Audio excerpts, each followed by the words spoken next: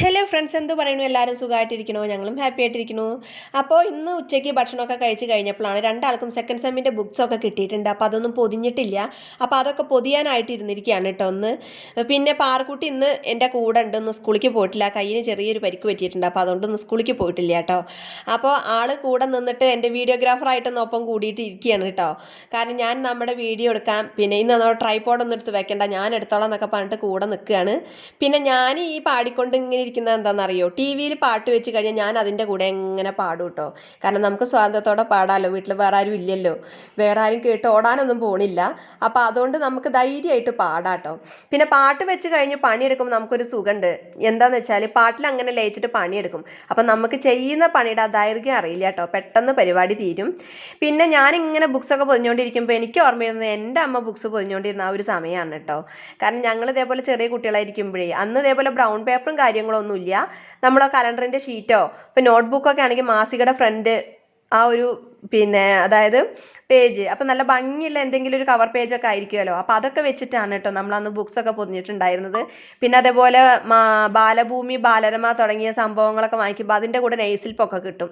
അപ്പോൾ അതൊക്കെയാണ് എടുത്ത് ഒട്ടിച്ചിട്ടുണ്ടായിരുന്നത്.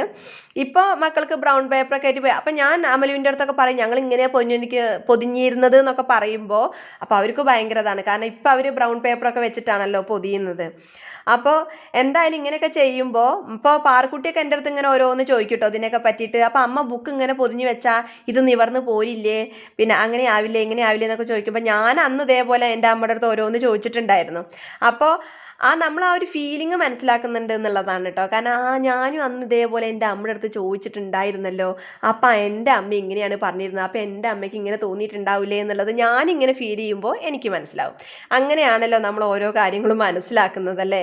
ഇപ്പം നമ്മളെ മക്കൾ നമ്മളെ അടുത്ത് ഓരോന്ന് ചോദിക്കുമ്പോഴാണ് ഞാനും എൻ്റെ അമ്മയുടെ അടുത്ത് ഇങ്ങനെ ചോദിച്ചിട്ടുണ്ടായിരുന്നല്ലോ, അപ്പം എൻ്റെ അമ്മ ഇങ്ങനെയല്ലേ പറഞ്ഞിട്ടുണ്ടാവുക എന്ന് പറയുമ്പോൾ ഇപ്പോൾ പല കാര്യങ്ങളിലും എൻ്റെ അമ്മ ഒക്കെ എൻ്റെ അടുത്ത് ഇങ്ങനെ പറയാം ഇപ്പം മനസ്സിലാവുന്നുണ്ട് അല്ലേ ഇതാണ് സംഭവം എന്നുള്ളത്. അപ്പം എന്തായാലും അതൊക്കെ നമ്മൾ എൻജോയ് ചെയ്യാൻ കേട്ടോ. അപ്പോൾ നമ്മളെ ലൈഫിലെ കുഞ്ഞു കുഞ്ഞു കാര്യങ്ങൾ നമ്മൾ എൻജോയ് ചെയ്യുക എന്നുള്ളതാണ്. ഇപ്പോൾ ദാ പാറക്കുട്ടി എൻ്റെ കൂടെ തന്നെ ഇരുന്നിട്ട് പലതും വീഡിയോ എടുത്ത് തരുന്നുണ്ട് കേട്ടോ. അപ്പോൾ ഞാൻ മതി എന്ന് പറഞ്ഞ് നിർത്തിക്കുകയാണ് അവസാനം. പിന്നെ നോക്കൂ, ഇത് നമ്മളുടെ ഒരു കാലത്ത് ഇപ്പോൾ ഞാനൊക്കെ ഡിഗ്രിക്ക് പഠിക്കുന്ന സമയത്ത് തരംഗമായി മാറിക്കൊണ്ടിരുന്ന ആൽബം സോങ് ആണ് കേട്ടോ. നമ്മുടെ സുന്ദരിയേ വാ എന്നുള്ള പാട്ടാണ്. അപ്പോൾ എന്തായാലും അടിപൊളിയായിരുന്നു അന്നത്തെ ആൽബം സോങ്സ് ഒക്കെ കേട്ടോ. പ്രത്യേകിച്ച് നമ്മളെ താജുദ്ദീൻ വടകരയുടെ കൽബാണ് ഫാത്തിമ എന്നൊക്കെ അടിപൊളിയായിരുന്നു. മലപ്പുറം ജില്ലക്കാർക്ക് ഏറ്റവും പ്രിയപ്പെട്ട ആൽബം സോങ്സ് ആയിരുന്നു കേട്ടോ അതൊക്കെ. അപ്പം എന്നെ പോലെ ഇപ്പോഴും ആൽബം സോങ്സ് കാണുന്നവരുണ്ടെങ്കിൽ ഒന്ന് കമൻറ്റ് ചെയ്തോളൂ.